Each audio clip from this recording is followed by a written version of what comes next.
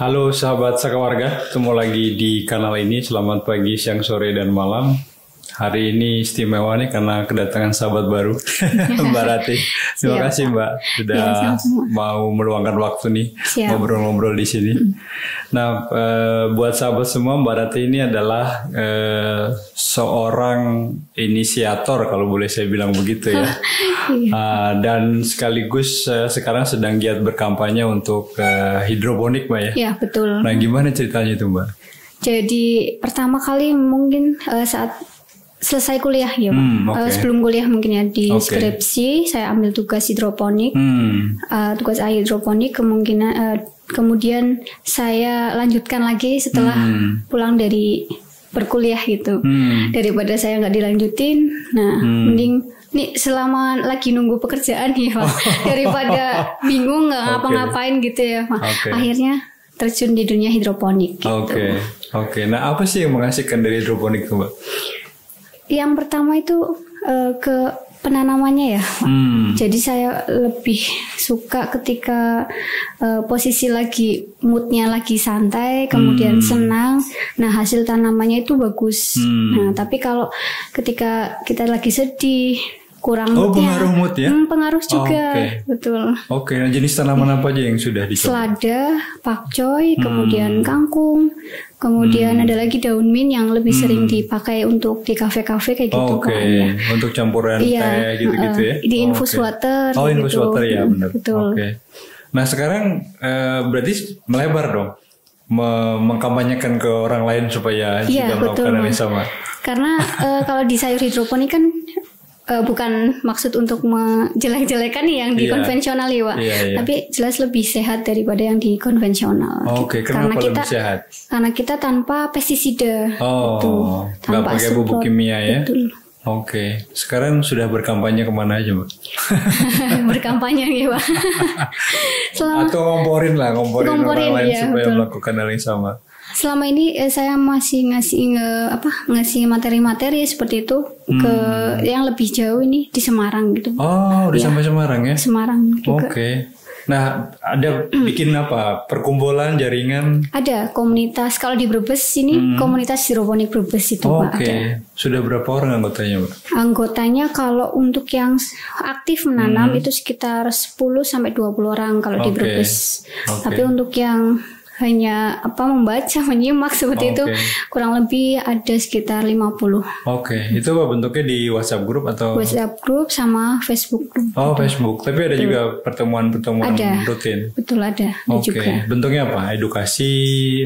Kita sharing bareng terkait permasalahan apa yang dihadapi ketika nanam di hidroponik itu. Gitu. Sudah sampai pemerintah daerah belum nih? Belum. Belum ya? Belum sampai ke pemerintah daerah. Ya? Betul. Nah kalau hidroponik itu berarti juga sebetulnya tidak terlalu butuh banyak lahan ya? Iya betul. Karena di depan rumah, di teras atau di samping jendela ketika bangun tidur nih lihat tanaman sayuran itu juga bisa. Asal cukup cahaya matahari. Nah tantangan yang paling besar apa Mbak dari yang selama ini Mbak Rati ini alami ya? Iya, tantangan yang paling besar ketika belum punya pasar Mbak. Iya betul. Jadi ketika kita sudah besar tapi belum tahu pasarnya, itu agak kesulitan kita memasarkan hasil sayur karena masyarakat itu lebih cenderung kalau di sini ya Pak, kalau lebih cenderung memilih tanaman yang sayuran yang sudah biasa mereka konsumsi gitu. Belum tahu manfaatnya lebih banyak gitu. Berarti mungkin memang juga perlu mengedukasi ke masyarakat luas ya bahwa ini. Kalau di kota-kota besar kan kayak misalnya di Jakarta itu kan ada semacam tren gaya hidup ya. Orang balik ke organik, gaya hidup yang lebih sehat gitu. Karena mungkin tingkat stresnya lebih tinggi. Kalau di sini masih jarang lah kan. Karena tanaman kemudian sawah juga kan masih banyak gitu. Iya. Nah selama ini berarti di antara teman-teman yang berkumpul itu gimana caranya menembus pasar-pasar baru? Ya, selama ini ada perkumpulan itu yang komunitas, kemudian kita jual ke Jogja yang boleh nyebutin nggak apa-apa. Jogja Department Mall. Store. Iya, department store seperti itu. Nah, kayak ada plasma kayak gitu, Pak. Jadi ketika ada yang sudah panen, nanti ngambil yang di sini. Panen yang di sana, ngambil yang di sini. Nembus kerjasama sampai department store tuh gimana ceritanya? Kalau itu ada sendiri yang mengurus, Pak. Jadi saya hanya untuk mengepul kayak gitu. Oke. Nah itulah gunanya jaringan itu ya sebetulnya. Oke. Karena kalau kita nggak jejaring di Brebes sendiri agak susah untuk ke pemasarannya sendiri. Oke. Nah jaringan ini sendiri kebentuknya kapan sih, Mbak? Dulu sebelum saya terjun di dunia hidroponik malah sudah ada. Ya. Berarti 2018 saya terjun di hidroponik di daerah Brebes. Itu baru gabung. Kalau sebelum-sebelumnya sudah ada terbentuk. Oke. Artinya mereka sebetulnya sudah cukup lama kan? Iya, sudah cukup lama. Bergerak di dunia itu ya. Iya. Oke. Nah, kalau biasanya tantangan bagi orang yang baru memulai, saya tertarik nih. Tapi gimana cara memulainya? Nah itu biasanya apa yang harus dilakukan? Nah yang pertama mungkin bisa lebih ke starter kit, biasanya sederhana. Jadi ada starter kit, instalasi sederhana untuk bertanam hidroponik gitu.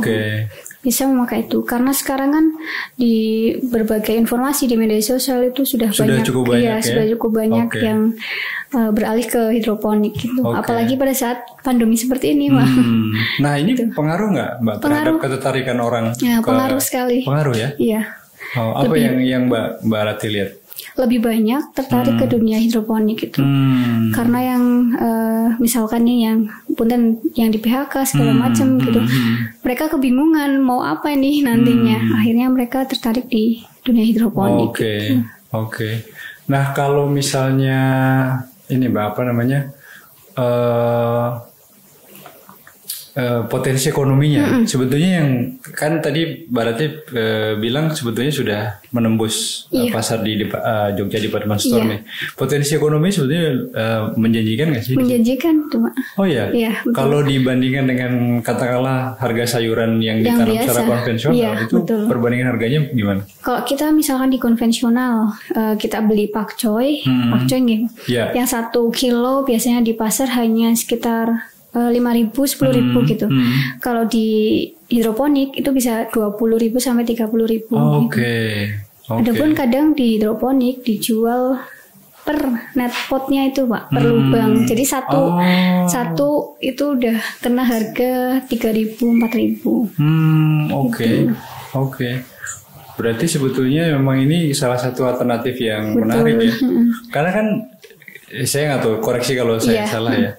Ini kan sebetulnya bisa dikerjakan sambil lalu ya? Benar Pak. Atau enggak, memang harus fokus? Bisa sebenarnya bisa sambil bekerja yang lain misalnya kayak gitu. Terus pagi atau malamnya kita ngurus hidroponik bisa. Nah yang membedakan secara spesifik nih antara tanaman hidroponik dengan sayuran katakanlah ya yang ditanam secara konvensional selain tadi bebas spesies tidak, apalagi media tanam? Media tanamnya, kemudian nutrisinya juga. Dan kalau di hidroponik kan langsung ke akarnya itu, Pak. Kalau di konvensional itu kita perlu ada di tanah dulu, kemudian baru diolah zat-zat yang ada di tanah, baru diserap oleh tanaman. Gitu. Berarti dia memang bibitnya khusus? Khusus. Memang tanaman yang khusus hidroponik ya? Tapi ada juga yang pakai memang bibit-bibit yang biasa ditanam konvensional gitu. Bisa di hidroponik? Bisa juga. Ya? Hasilnya juga nggak jauh beda dengan? Nggak jauh beda, sama. Dengan yang di tanah? Iya. Oke, dan itu bisa vertikal kan ya? Bisa. Bisa sekali. Menarik ya. Oke. Nah, sebetulnya apakah memang semua jenis tanaman ini bisa dibuat hidroponik atau sebetulnya hanya yang tertentu saja?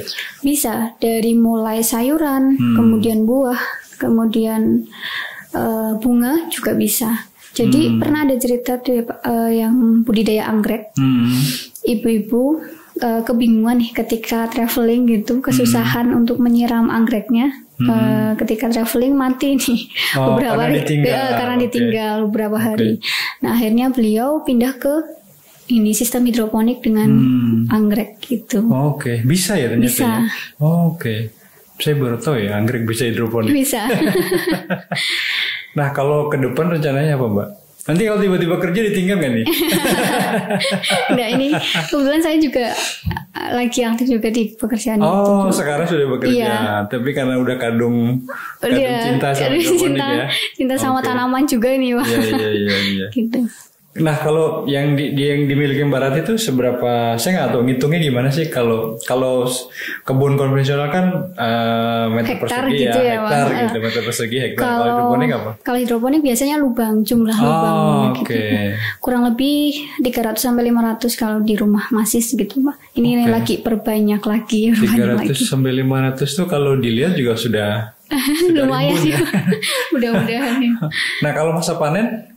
Masa panen 45 hari sampai 50 hari itu. Oke, sebenarnya cepat ya? Lebih cepat dari konvensional. Oke.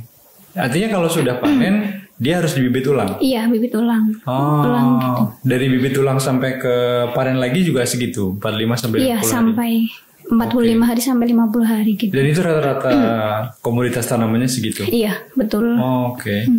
Nah, yang membedakan tingkat kesuburan itu Mbak?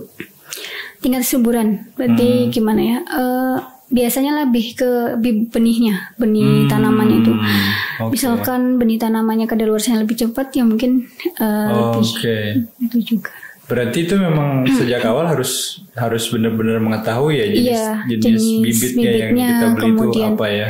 Dari segi nutrisinya, dari suhunya dan lain sebagainya itu juga. Suhu juga berpengaruh. Suhu juga berpengaruh. Oke. Terlalu dingin nggak boleh, terlalu panas nggak boleh atau gimana?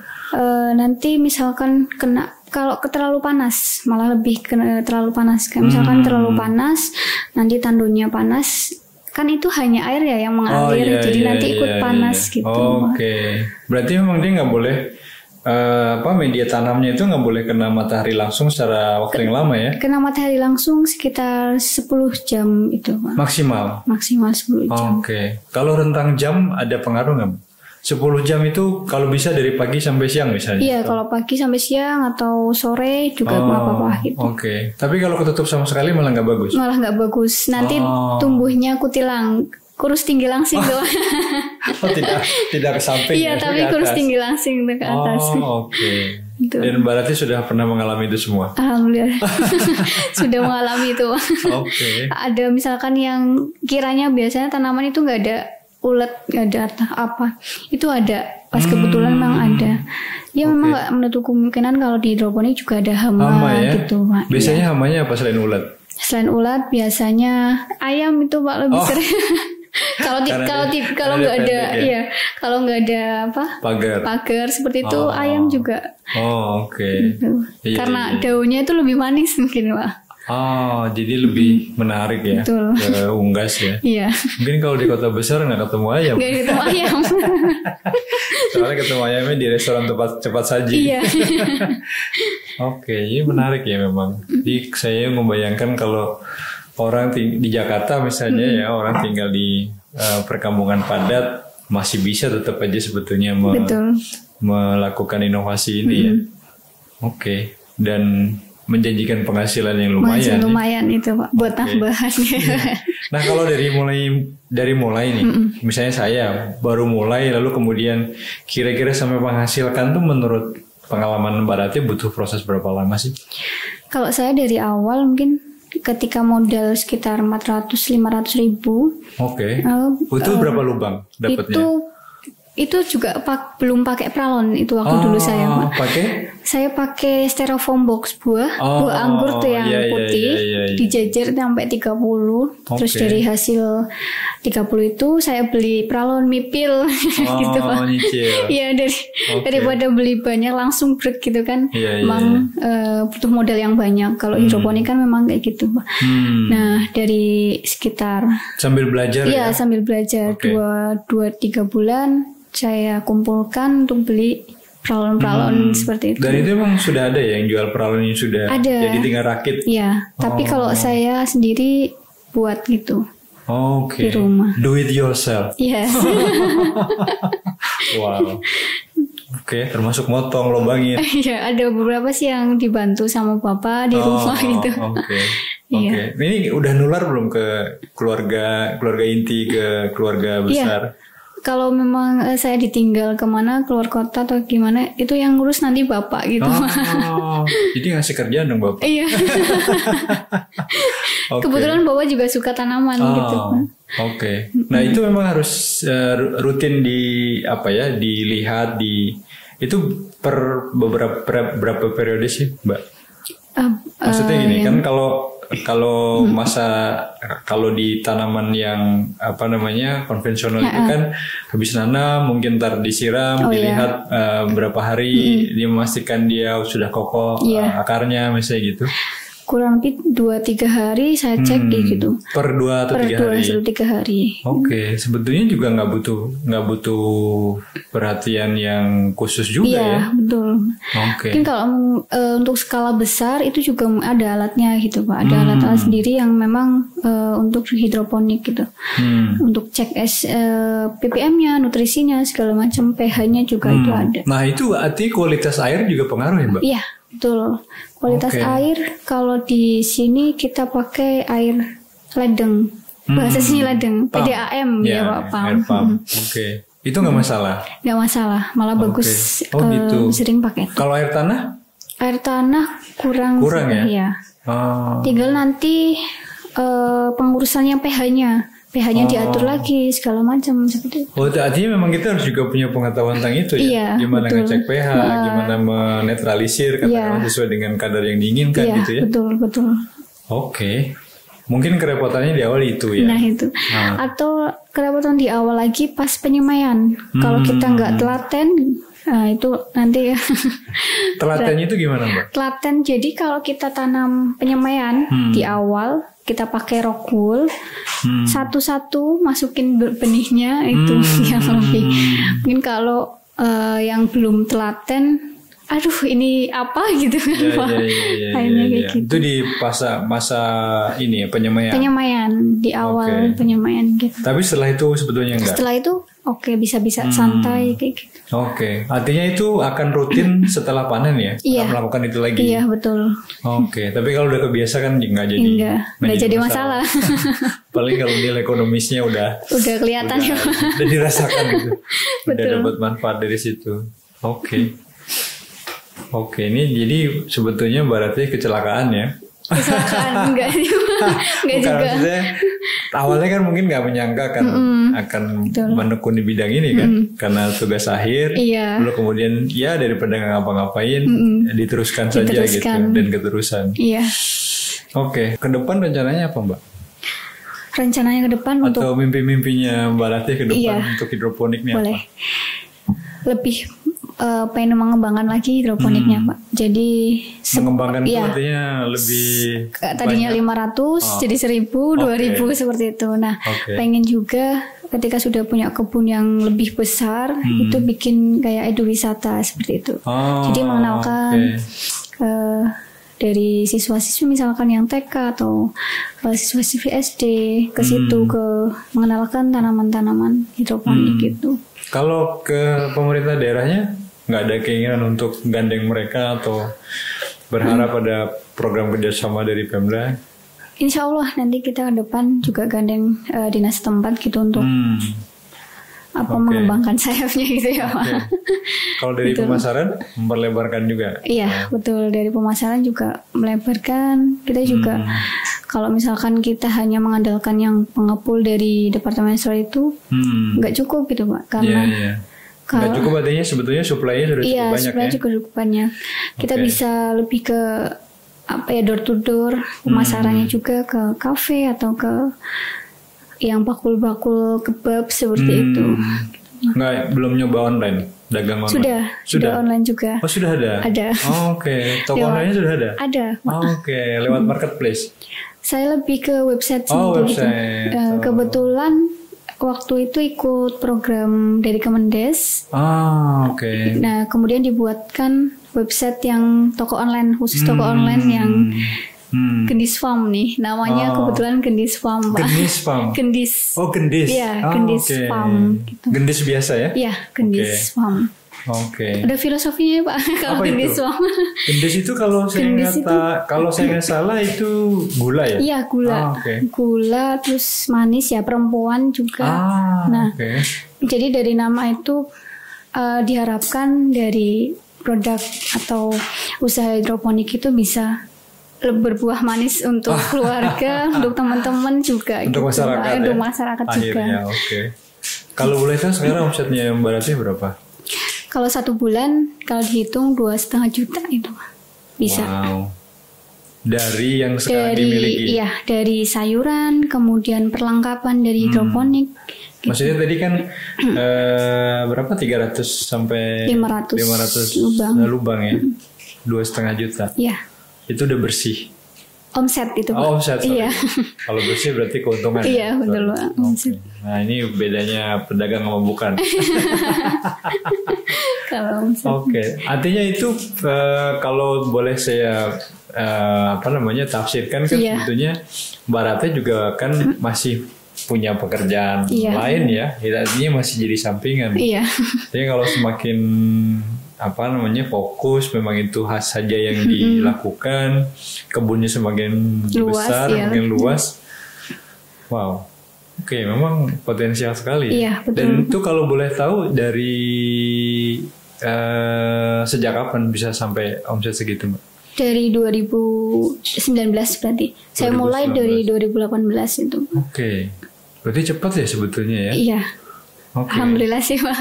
Iya. Yang jelas itu yang pertama memang jaringan dulu yang diutamakan gitu. Iya.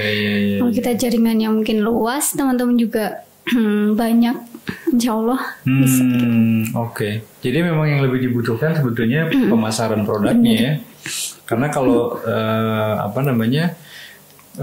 penanaman sampai pemeliharaan sampai panen itu sebenarnya relatif lebih mudah dilakukan ya. Betul. Oke. Selain di komunitas hidroponik juga. Saya gabung juga di pemuda tani yang HKTI gitu.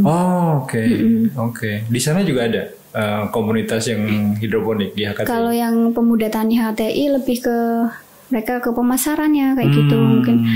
Ada hidroponik juga yang beda daerah seperti itu. Oke. Gitu. Artinya memang ini satu organisasi atau satu kesempatan untuk membuka jaringan lebih lebar ya. Betul. Oke. Nah kalau sepanjang yang Mbak Ratih sekarang sudah ketahui di kota-kota besar mana saja sebetulnya cukup potensial untuk menjadi konsumen hasil hidroponik. Kalau lebih sering saya lihat di Jakarta. Jakarta ya. Karena mereka kan di sana mungkin lahannya juga berkurang. Iya, dan tingkat stres orangnya tinggi. Iya. Ya mungkin bisa jadi itu. Ya, dan sebagian besar yang dimakan tuh kan racun. Oh iya. Jadi sekarang ada kesadaran dan saya bilang tadi ada tren gaya hidup untuk beralih ke organik gitu ya. Organik dan gaya hidup lebih sehat lah ya. Oke. Di Surabaya, kemudian di luar Jawa, Kalimantan itu juga banyak Kalimantan yang ya? Oke. Yang lebih banyak budidaya hidroponik gitu. Oke. Kalau Semarang? Kalau Semarang juga ya sama. Cukup banyak juga ya? Cukup banyak juga. Oke. Nah sekarang berarti Mbak Ratih baru memasarkan produknya di Brebes saja? Iya, di lokalan dulu sih Pak. Oke. Iya, sementara di lokalan. Kalau untuk produk-produk yang bahan-bahannya kayak nutrisi, kemudian media tanam, itu ke luar kota juga saya ambil gitu. Belanjanya online? Belanjanya online. Ada juga yang ngedropin gitu ya Pak. Saya resellersnya bahan-bahan mereka. Itu karena memang semakin lama jaringannya kan semakin terbuka sebetulnya. Betul. Karena bertemu dengan banyak orang, sharing informasi gitu ya. Oke. Tapi kalau boleh tahu Mbak, ini kebayang sampai di level ini nggak sih waktu awal mulai itu? Awal mulai hanya untuk sekedar hobi malah itu mah, nggak kebayang akan sejauh ini, nggak kebayang akan punya toko sendiri, toko web online sendiri. Gendis Farm tadi ya? Gendis Farm itu tadi. Oke. Dan perlu banyak perlu banyak inovasi terus lagi gitu.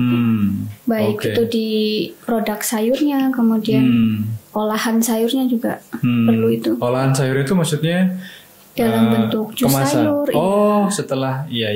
Jadi dia tidak hanya menjual produk langsung sayurnya gitu. Oke. Oh, berarti juga mulai ke sana ya? Iya, lagi mulai ke sana, insya Allah. Oke. Kalau untuk jus sayur memang sudah pernah dibuat ketika ada expo di Kabupaten Brebes seperti itu. Oh, ikut juga ya? Hari ulang tahun, itu kan ikut di exponya, kemudian memasarkan produk sayur sama jus sayurnya itu. Oke. Nah, ini sebetulnya kalau dari ceritanya Mbak Ratih tadi kan semua upaya itu masih dilakukan swadaya ya. Betul. Maksudnya upaya sendiri, ketemu jaringan baru, saling berbagi informasi. Nah, tapi kalau lihat perjalanan proses yang Mbak Ratih kan sebetulnya kebutuhan pengetahuan atau skillnya itu kan juga nambah ya. Iya, betul Pak. Tadi di awal caranya bibit, lalu kemudian nanam sampai panen, lalu kemudian butuh gimana cara memasarkan gitu. Nah, lalu kemudian inovasinya apa nih? Iya.